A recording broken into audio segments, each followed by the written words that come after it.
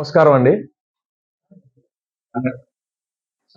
నిన్న తణుకులో జరిగిన తెలుగుదేశం పార్టీ, బీజేపీ పార్టీ, అలానే జనసేన పార్టీ కూటమి ర్యాలీలో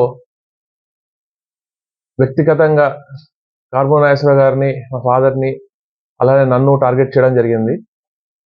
కార్బో నాగేశ్వరరావు గారు ఏదైతే తణుకు గురించి అన్నీ కూడా వివరణ ఇవ్వడం జరిగింది నిన్న రాత్రి ప్రెస్ మీట్లో, అలాగే నా గురించి కూడా మాట్లాడారు. కాబట్టి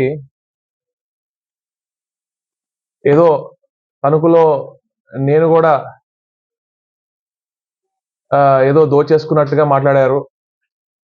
అలానే ఏవో హైదరాబాద్లో 2 స్టీల్ ఫ్యాక్టరీలు కట్టేసుకున్నామంట తణుకులో దోచేసుకుని, అలానే ఇంకేవేవో మాట్లాడడం జరిగింది. ఈరోజు ఒకటే చెప్తున్నానండి, ఒక 33 ఏళ్ల యువకుణ్ణి మరి జగన్మోహన్ రెడ్డి గారు మరి ఏలూరు పార్లమెంట్ అభ్యర్థిగా నన్ను నిలబెట్టారు. అది కూడా ఒక బీసీని కాబట్టి, మరొక బీసీని కాబట్టి, మరి కార్బో నాగేశ్వరరావు గారి కొడుకుని కాబట్టి ఇంకా తట్టుకోలేక ఇలా టార్గెట్ చేశారని చెప్పి నేను నమ్ముతున్నాను. అలానే ఏదైతే 2 స్టీల్ ఫ్యాక్టరీలు బాలానగర్లో అడ్రస్తో సహా చెప్తున్నారు, మరి ఆ స్టీల్ ఫ్యాక్టరీలు చూపిస్తే నేను ఆ స్టీల్ ఫ్యాక్టరీలు ఆ కూటమి ఎవరైతే 3 పార్టీలు ఉన్నారో వాళ్ళందరికీ గిఫ్ట్గా ఇచ్చేస్తాను. రాజకీయాల్లోంచి తప్పుకుని నేను బయటికి వెళ్ళిపోతాను, ఇంకెప్పుడు కనపడను కూడా ఈ రాజకీయాల్లో. అలానే ఒకవేళ ప్రూవ్ చేయలేకపోతే చంద్రబాబు నాయుడు గారు, పవన్ కళ్యాణ్ గారు మరి రాజకీయాల్లోంచి తప్పుకుంటారా అని చెప్పి నేను ఛాలెంజ్ విసురుతున్నాను గట్టిగా. మరి ప్రూవ్ చేసుకోండి. ఎవడో చెప్తున్నాం కదా, ఎవడో పనికి మాలిన వాడు స్క్రిప్ట్ రాసిస్తే ఏదో చూసి చదివేయడం కాదు. మేమేం చేసినా ప్రజలకి మంచి కోసం చేసాం. తణుకులో మరి 2 సార్లు గెలిచాం. మరి స్వాతంత్రం వచ్చినప్పటి నుంచి ఎప్పుడు అక్కడ ఒక బీసీ అభ్యర్థి గెలవలేదు. మరి ఫస్ట్ టైం కార్బో నాగేశ్వరరావు గెలిచారు, మళ్ళీ రెండోసారి మొన్న గెలవడం జరిగింది, మళ్ళీ ఈసారి 3వ సారి గెలవబోతున్నారు. మరి అంత ఆదరించిన ప్రజలు మరి ఇంకేదో అసూయతో కక్ష సాధింపుగా ఏదో ఇష్టం వచ్చినట్టు మాట్లాడితే మాత్రం అది కరెక్ట్ కాదు. బాబు కొడుకులు ఇద్దరిని ఓడించేస్తా అంటున్నారు పవన్ కళ్యాణ్ గారు. పవన్ కళ్యాణ్ గారు మమ్మల్ని ఓడించడం పక్కన పెట్టండి, ఫస్ట్ మీ గెలుపు చూసుకోండి. పవన్ కళ్యాణ్ గారు, టీడీపీ వాళ్ళే మిమ్మల్ని తిడుతున్నారు, అక్కడ టీడీపీ వాళ్ళే మీకు సహకరించట్లేదు, ఫస్ట్ అది చూసుకోండి. అది చూసుకోకుండా జగన్ గారిని అతాపాతాలని తొక్కేస్తాము, అబ్బా కొడుకుల్ని ఓడించేస్తాము, గోస్తాని నదిలో కలిపేస్తాము, ఇవన్నీ ఎందుకండి? ప్యూర్ పాలిటిక్స్ చేయండి. ఒక యువకుడిగా చెప్తున్నాను, ఇలాంటి మాటలు సినిమాల్లో బాగుంటాయి కానీ బయట అసలు బాగోవండి. ఎందుకంటే మనం ఒక సొసైటీలో ఉన్నాము. ముఖ్యంగా యువతకి మీరు ఏం ఉద్దేశం ఇద్దాం అనుకుంటున్నారు? మీరు యువకులకి ఎన్ని సీట్లు ఇచ్చారు? మీ 24 సీట్లు, 24 కాస్త గాయత్రి మంత్రం అన్నారు, 24 5 కాస్త 21 వచ్చింది. మళ్ళీ అందులో 11 సీట్లు టీడీపీ వాళ్ళకి ఇచ్చేసి మళ్ళీ వైఎస్ఆర్ కాంగ్రెస్ నుంచి వెళ్ళిపోయిన వాళ్ళకి సీట్లు ఇచ్చి, అసలు చెప్పాలంటే ఈరోజు జనసేన పార్టీ నాయకులు, కార్యకర్తలు ఎలా బాధపడతారో చూస్తున్నాము. మన పోతిన మహేష్ గారి మాటల్లోనే వింటున్నాము.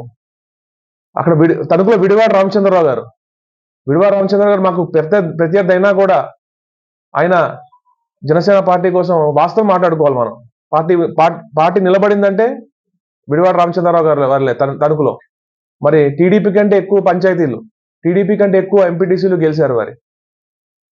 మరి అలాంటి ఆయన్ని ప్రామిస్ చేసి తడిగుడ్డతో గొంతు కోసారు కదా, అది రాజకీయమా? యువతకి మీరు ఏం సందేశం ఇస్తున్నారండి? ఎంతమంది యువతకి మీరు సీట్లు ఇచ్చారు? మరి ఈరోజు నాకు 33 ఏళ్ళైనా కూడా జగన్మోహన్ రెడ్డి గారు, నేను క్లీన్గా ఉంటాను, నేను నా పని ఏదో నేను చేసుకుంటాను, నేను మా ఫాదర్ మినిస్టర్ అని కూడా నేను ఎవరికి చెప్పుకోను. ఎందుకంటే పదవి అనేది శాశ్వతం కాదు. ఈరోజు పదవి ఉంటుంది, రేపు ఉండకపోవచ్చు. ప్రజలు డిసైడ్ చేస్తారు, ప్రజలే కదా అన్ని డిసైడ్ చేసేది. సో నేను పదవి ఎప్పుడు నెత్తికి కానీ ఒంటికి కానీ ఎక్కించుకోము. మీరు పదవి అనుభవించకుండానే, ఒక ఎమ్మెల్యే అవ్వకుండానే మీరు ఇట్లా బిహేవ్ చేస్తున్నారంటే, మరి రేపు పొద్దున్న మీరు ఏదన్నా ఎమ్మెల్యేగా ఏదైనా ఎమ్మెల్యే పోటీ చేస్తారు, ఎంపీ పోటీ చేస్తారు, స్వాప్ చేసుకుంటూ అంటున్నారు. మరి ఏది చేస్తారో మరి మీకు కూడా తెలియనట్టుంది, మరి మాకు తెలియదు. మరి మీరే ఏ పదవి లేకుండా ఇట్లా ఉంటే రేపు పదవి వస్తే ప్రజల మీద ఎట్లా ఉంటారో, ప్రజల్ని ఎంత చులకనగా చూస్తారో అది క్లియర్ గా అర్థం అవుతుంది. ఈరోజు ఎస్సీ, ఎస్టీ, బీసీ, మైనారిటీలకి జగన్మోహన్ రెడ్డి గారు పెద్దపీట వేశారు. మీరు ఎన్ని సీట్లు ఇచ్చారు?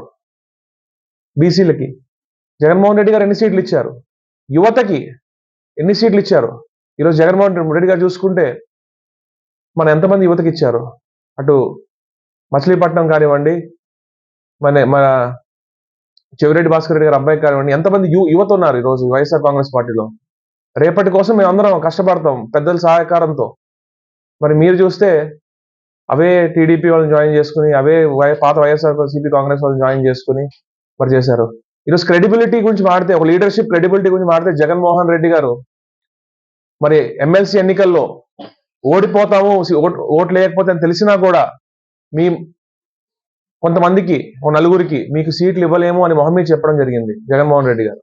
మరి ఈ రోజు మీరు తణుకులో చూస్తే ఒకలాగా, మన విజయవాడ పోతిన మహేష్ గారిని చూస్తే ఒకలాగా, ఎవరైతే మీకోసం బట్టలు చించుకుని మీకోసం కష్టపడి తిరిగిన వాళ్ళు, మీరు ముఖ్యమంత్రి అవ్వాలని చెప్పి కోరుకున్న వాళ్ళనే మీరు ముంచేస్తే రేపు మీరు ప్రజలకు ఏం న్యాయం చేస్తారండి? నా వయసు 33 ఏళ్ళు, నాతో చెప్పించుకుంటున్నారండి మీరు. అసలు ఇది రాజకీయమా? వ్యక్తిగతంగా ఎందుకు వెళ్తున్నారు? ఎవరో రాసిచ్చిన స్క్రిప్ట్. మరి నా ఛాలెంజ్ స్వీకరించండి. మరి ఆ ఫ్యాక్టరీలు ఎక్కడో 2 చూపించండి నాకు. చూపించి అవి నా పేరు మీద కానీ, మా కుటుంబ సభ్యుల పేరు మీద కానీ, ఎవరి పేరు మీద ఉంటే ప్లీజ్ సబ్స్క్రైబ్ .న్యూస్.